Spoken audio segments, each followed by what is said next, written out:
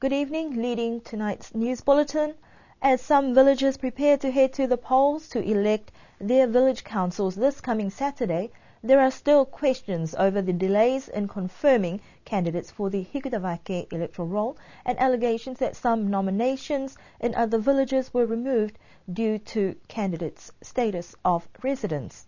The decision to remove some nominations was made by the Chief Electoral Officer on the basis that those who had been nominated were not on the electoral roll of the village and therefore not eligible to stand within that constituency. In the case for Hikutavake, there was an official challenge to names on the electoral roll, and the matter was assigned to the Niue Public Service Commission for a final decision. By law, the Commission is required to investigate and determine any objection referred to them from the Registrar of Electoral Office. The Commission says that an independent investigation was carried out and it was found that the names in question were found to be eligible to be registered and nominated within that electorate. Reports of other similar incidents where electors within one village roll nominated candidates from outside of their village electorate have the Commission stating that these are both different cases and circumstances. In a statement, the Commission issued that if the Registrar or the parties concerned are not happy with the process that was undertaken by the Commission, then they can refer the matter to the courts if they wish. Niue is on drought watch at the moment, with the first press release received today. The Niue Met Service says that based on climate variation history to date and weather patterns, predictions for the island is for more dry weather. A significant drought in Niue's history that occurred in 1982 to 1983 in an El Nino event that lasted about a year. The severity of the drought affected water supply systems, agricultural produce, livelihood of people and other sectors. The island has had low rainfall for a few months. In June, rainfall recorded was below 10 millimeters, July below 20 millimeters, and this month is less than 5 millimeters.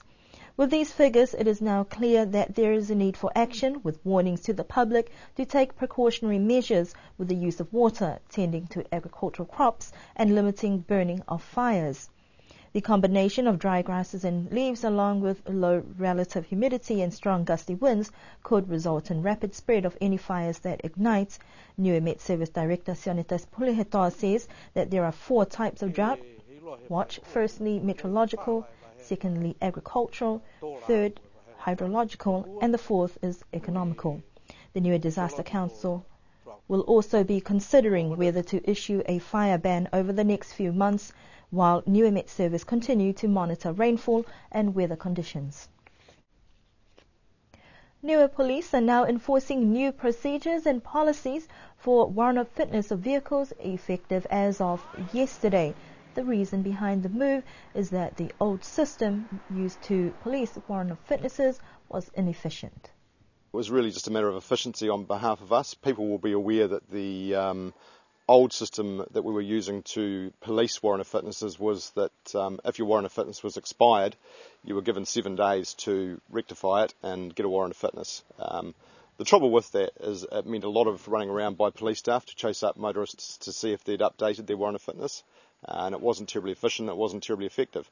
So pretty much effective as of today, being the 22nd, we've changed that policy where if you're stopped and your vehicle has a warrant of fitness that is expired by more than a month, therefore court action will commence and you can expect a summons for a no warrant of fitness.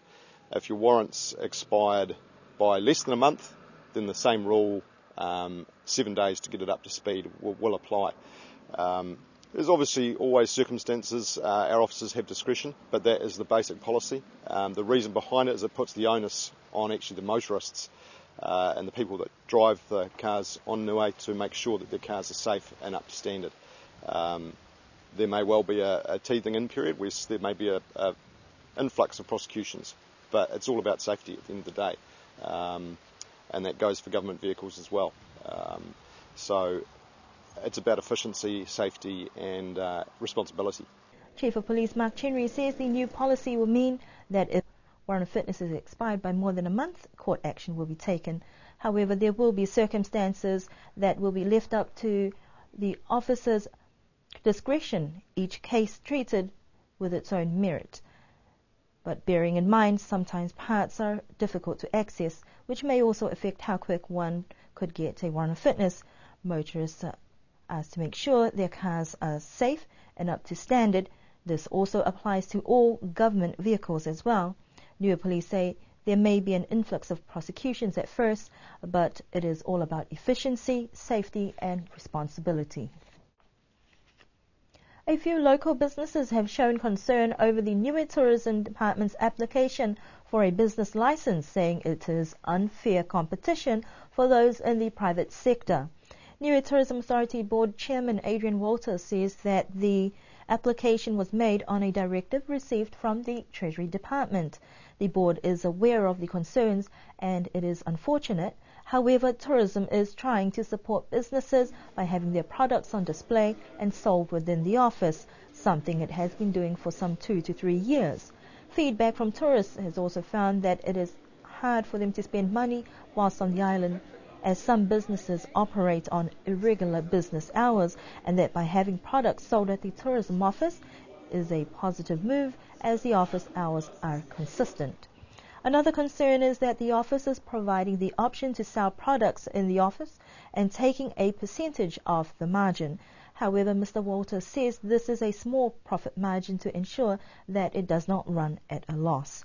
The Niue Chamber of Commerce is yet to respond or make comment on its stance, but a questionnaire is being circulated to businesses for a collective opinion approach on whether or not they will oppose the application. Cabinet has approved for inmates to work on community-based or government-led projects based on a policy developed by the Niue Police Department. The reasoning behind the need for a policy is to have a clear mandate of what is expected. I think it was needed because there hadn't been any set policy, probably dating back to the days of Hector Larsen in the 1950s, where every chief of police, whether it be from overseas or a local one, had different views on what the prisoners or the inmates at the prison should do in terms of community work or working in a way that was beneficial for the community. So I thought it was timely, given that there is a new Chief of Police arriving over the next several months, that we have a clear mandate for future generations, that we can be all on the same playing field as to what the prisoners do. So that was the rationale behind it. In light of a lack of resources or access to rehabilitative programs, the use of work can be seen as a positive step by many as a way for the prisoner to reintegrate back into the community.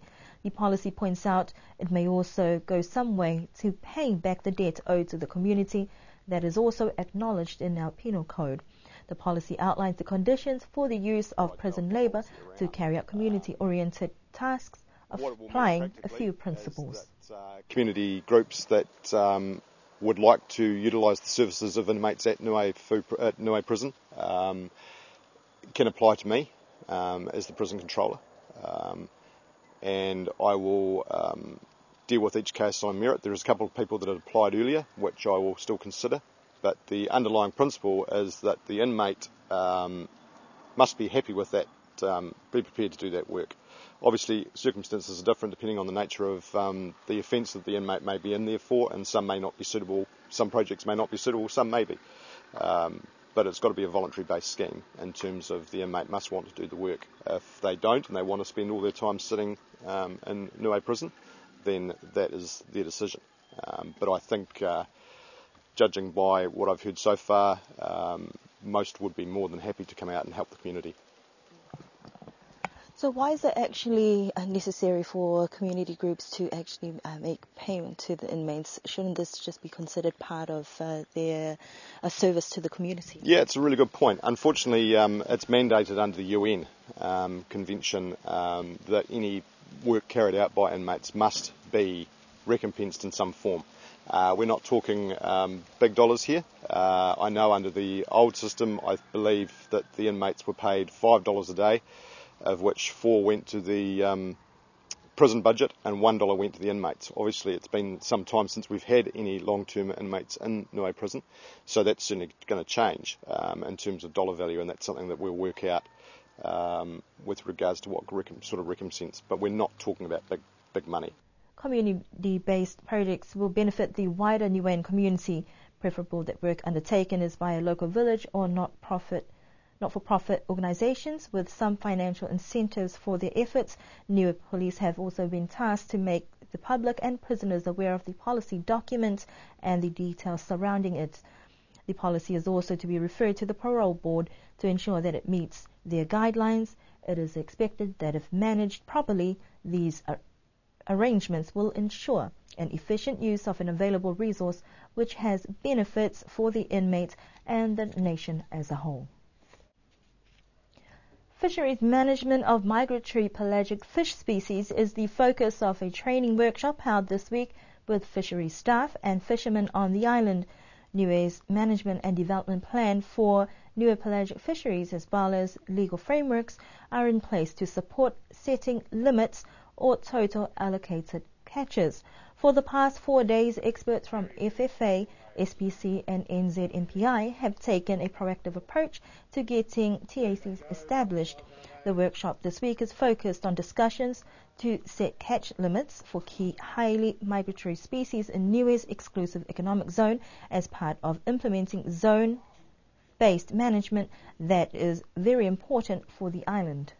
It's important that Niue establishes TACs so that in the future, when these species are allocated at the wider Western Central Pacific Fisheries Commission level, Niue receives a fair allocation so that you have the opportunity to either catch these fish yourselves or you have the opportunity to get a fishing partner or fishing partners to come in and catch them for you in return for access fees or other positive benefits to the Niuean community. The main benefit for the island is that you're able to actually either catch these TACs yourself, which is going to give you obvious benefit to the domestic fishermen, or you can attract a fishing partner or partners to come in and catch these fish for you under usually some sort of access agreement which is linked to the amount that they catch, so you get a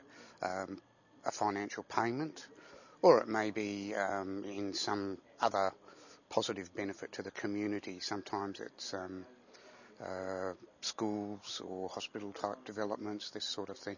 There's a lot of ways that access agreements can be structured, but generally it's all about getting a positive return for the wider community. Next step will be taking these to what's called the Subcommittee for South Pacific Tuna and Billfish Fishery, and getting agreement at that level. Then we'll take it through to the regional level. So once that's happened, we can then push at the Commission level for compatible arrangements across all members.